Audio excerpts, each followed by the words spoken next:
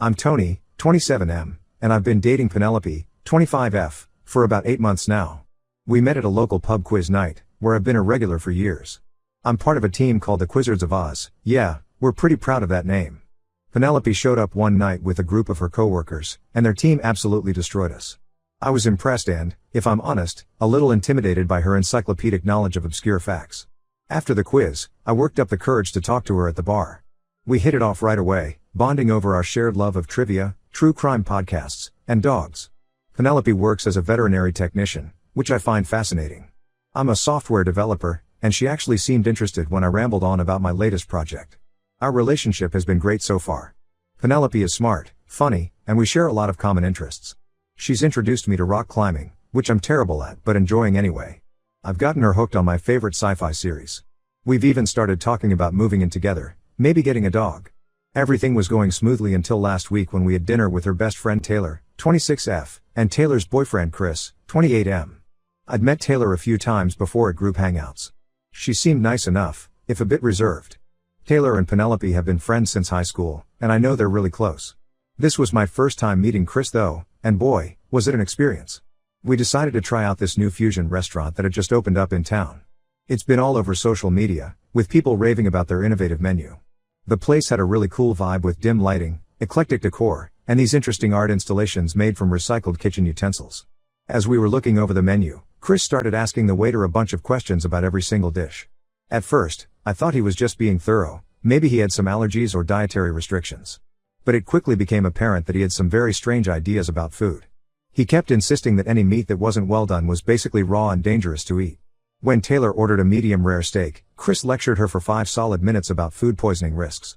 The waiter, a patient guy named Marcus who deserves a raise, tried to reassure him that medium-rare was perfectly safe, but Chris wasn't having it. Things got even weirder when Penelope and I both ordered sushi rolls.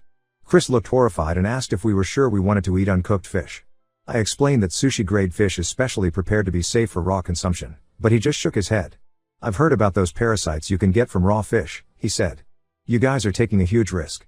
Don't come crying to me when you're in the hospital with tapeworms." At this point, I was getting pretty annoyed, but I tried to keep things light. I joked that I'd been eating sushi for years and hadn't grown any extra appendages yet. Chris didn't laugh. Taylor looked uncomfortable but didn't say anything.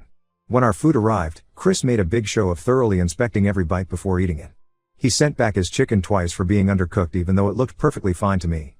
Poor Marcus was at his wit's end, but remained professional throughout. Things came to a head when Chris saw Penelope eating her sushi.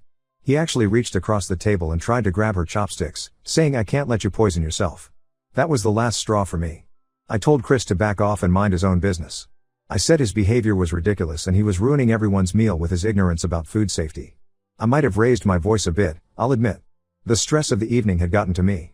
Chris got all huffy and defensive. He said I was being reckless and that he was just looking out for everyone's health. Taylor jumped in to defend him, saying I was being needlessly aggressive. Penelope just sat there looking mortified. The rest of the dinner was super awkward. We ate in tense silence, punctuated only by Chris's occasional muttering about food safety. We ended up leaving early, with Chris still going on about food poisoning as we walked out. I made sure to leave Marcus an extra big tip for putting up with all this. In the car on the way home, Penelope told me I had embarrassed her by confronting Chris. She said I should have just ignored his comments and kept things pleasant. I disagreed. I felt like Chris was way out of line and someone needed to stand up to him. We've never really fought before, but this turned into a pretty heated argument. Penelope said I have anger issues and need to learn to let things go. I think she's being unreasonable and enabling Chris's bizarre behavior. I pointed out that Chris was the one who made a scene in the restaurant, not me. She countered that I escalated things by yelling at him. We went back and forth like this for a while. I brought up how Chris tried to physically stop her from eating her food, which I felt crossed a major line. Penelope admitted that was inappropriate but said I still overreacted. By the time I dropped her off at her apartment, we were both frustrated and upset. Now Penelope isn't talking to me beyond terse text messages. Taylor is apparently blowing up her phone about what an awful boyfriend I am. I'm feeling confused and hurt. Am I really the asshole here? I feel like I was just standing up for myself and Penelope against this guy's ridiculous food paranoia. But now I'm starting to doubt myself. I've always prided myself on being a level-headed guy. In my job as a software developer, I have to stay calm under pressure and deal with difficult people all the time. But something about this situation really got under my skin. Maybe it's because things with Penelope have been going so well, and this feels like our first real bump in the road. Part of me wonders if I'm overreacting because of some baggage from my last relationship. My ex was constantly trying to control what I ate, pushing her latest fad diet on me and making snide comments if I indulged in junk food. It took me a while after that relationship to feel comfortable enjoying food again without guilt. Maybe that's why Chris's behavior bothered me so much? I've been replaying the evening over and over in my head, wondering if I could have handled things differently. Should I have just kept my mouth shut and let Chris rant? But then I think about how uncomfortable Penelope looked when he tried to grab her chopsticks, and I feel justified in speaking up. I'm also worried about the state of my relationship with Penelope. We've never had a fight like this before. What if this is a deal breaker for her? The thought of losing her over this is making me sick to my stomach. I tried calling Penelope this morning to talk things out, but it went straight to voicemail. I left a message asking if we could meet up and discuss things calmly, but I haven't heard back yet. The silence is killing me. I'm considering reaching out to Taylor to try and smooth things over, but I'm not sure if that would make things better or worse. On one hand, I want to explain my side of things. On the other hand, I'm still pretty angry about how she and Chris behaved. So here I am, turning to Reddit for advice. Am I the asshole for confronting Chris about his food behavior? Should I have just kept quiet to keep the peace? How do I fix things with Penelope? Any input would be appreciated because right now, I'm feeling pretty lost. Update 1. Thanks for all the responses to my original post. Reading through the comments gave me a lot to think about. I decided to try talking things out with Penelope again once we'd both had some time to cool down. I invited her over to my place for dinner last night. I cooked her favorite pasta dish, a recipe I learned from my Italian grandmother. It's become a bit of a tradition for us, something I make whenever we need to have a serious talk. As we sat down to eat, I could feel the tension in the air. We both knew we needed to address what happened, but neither of us seemed to know where to start.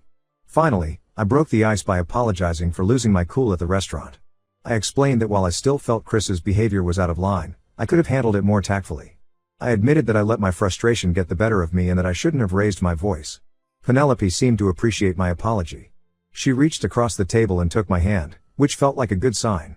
She admitted that Chris can be a bit much sometimes, but said that Taylor has been her best friend since childhood and she feels protective of her.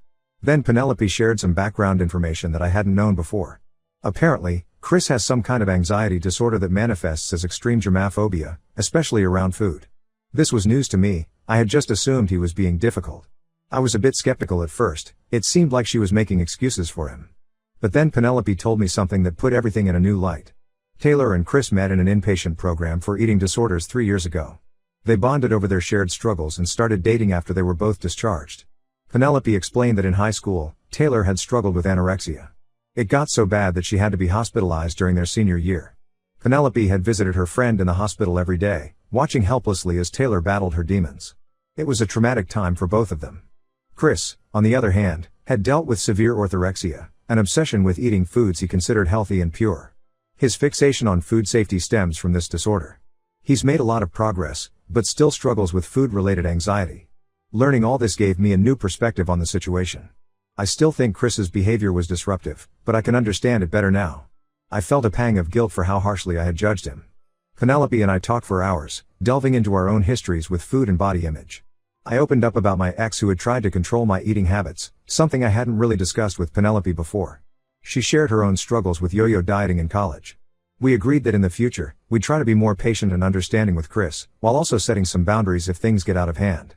Penelope suggested that for future group dinners, we could choose restaurants with menus that would be less stressful for Chris. The conversation then shifted to our relationship. We both acknowledged that this was our first real fight, and that we needed to work on our communication. Penelope admitted that she should have told me about Chris's background before the dinner. I promised to try and stay calmer in tense situations.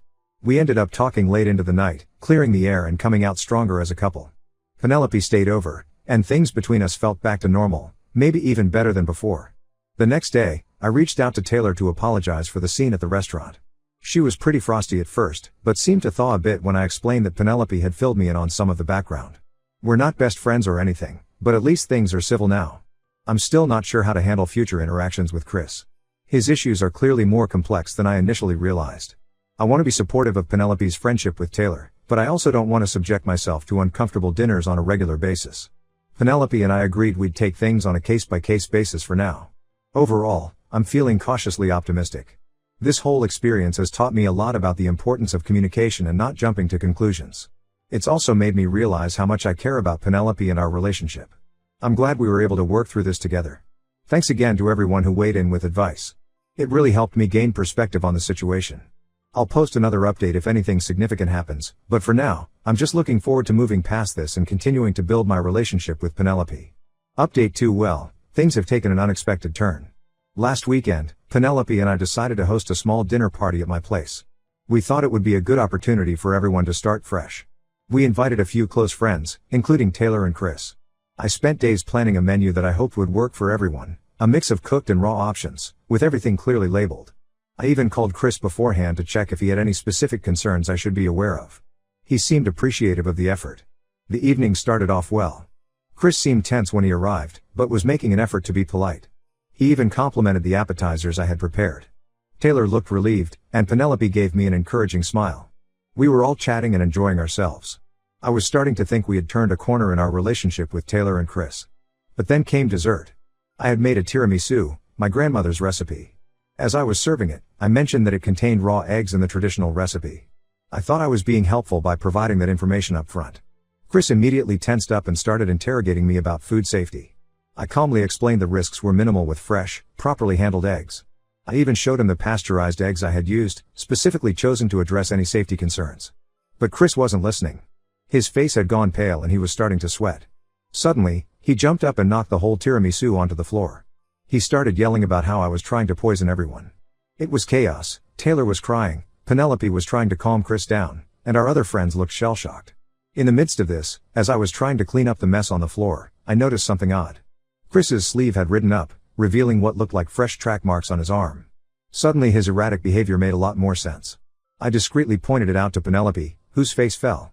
Taylor managed to usher Chris out, apologizing profusely. After they left, Penelope broke down. Turns out Chris had struggled with drug addiction in the past, in addition to his eating disorder. He'd been clean for years, but Penelope had suspected he might have relapsed recently. Taylor had confided in her about some worrying behavior, but they had both been in denial about what it might mean. I feel terrible for judging him so harshly before. Addiction is a brutal disease. At the same time, his behavior is clearly destructive and I'm worried about how it's affecting Penelope and Taylor. Penelope and I stayed up late talking it over. She's torn between wanting to support her friend and recognizing that the situation has become untenable. I'm doing my best to be supportive without pushing her in any particular direction. For now, we've agreed to take a step back from socializing with Taylor and Chris while they hopefully get Chris the help he needs. It's a sad situation all around. I'll post another update if there are any major developments. Update 3. I wasn't sure if I'd be posting another update, but recent events have changed things significantly. About 3 weeks ago, Penelope got a frantic call from Taylor in the middle of the night. Chris had overdosed and was in the hospital. Penelope rushed to be with Taylor, and I went along to offer support. It was a tense night in the ER waiting room. Fortunately, Chris pulled through, but it was a close call. Seeing Taylor's fear and anguish really drove home how serious the situation had become. This incident seemed to be a wake-up call for everyone. Chris agreed to enter an inpatient rehab program. Taylor has been attending Al-Anon meetings and therapy to work on setting healthier boundaries. It's been a difficult time for both of them, but they're taking positive steps. Penelope has been spending a lot of time supporting Taylor through all this. I'll admit, I was a bit jealous of how much of Penelope's energy was going towards Taylor and Chris's situation. But seeing how much it meant to Penelope to be there for her friend, I did my best to be understanding. Last week, Chris completed his 30-day rehab program. Taylor organized a small gathering to welcome him home, and Penelope and I were invited. I was apprehensive, but it actually went surprisingly well. Chris seemed like a different person, calmer, more self-aware. He pulled me aside at one point to apologize sincerely for his past behavior. We had a good talk about his struggles and the work he's doing in recovery. I gained a lot of respect for him. Things aren't perfect, recovery is a long road and there will likely be bumps along the way. But I feel cautiously optimistic. Penelope and I are in a good place, and our friend group feels stronger for having weathered this storm together. This whole experience has taught me a lot about empathy, the importance of looking beyond surface behaviors, and the power of support in overcoming adversity. Thanks to everyone who followed along with this saga, your input and advice along the way was truly appreciated.